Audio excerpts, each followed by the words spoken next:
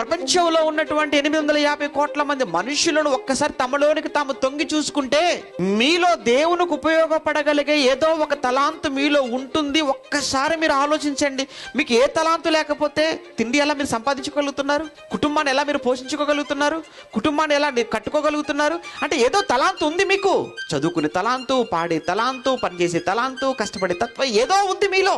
ఏది లేకుండా లేరు. అటువంటిప్పుడు అది మీరు దేవునికి ఎలా ఉపయోగిస్తున్నారు అది అడుగుతున్నాడు. అవును, కొంతమంది చాలా తలాంతులు ఉంటాయి. ఏమంటే చాలా టాలెంట్ ఉంటుంది.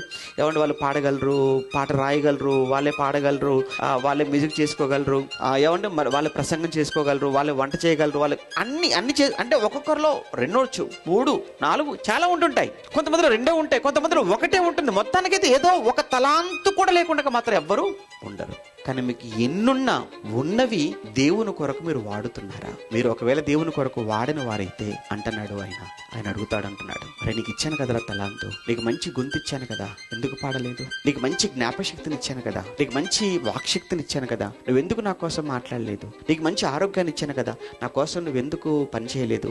నీకు మంచి ఉద్యోగం ఇచ్చాను కదా, నువ్వెందుకు సహకరించలేకపోయావు? నీకు ఏదో ఉంది. నీకున్నటువంటి ఆ తలాంతును నువ్వు ఎందుకు దేవుని కోసం దాచిపెడుతున్నావు వాడకుండా?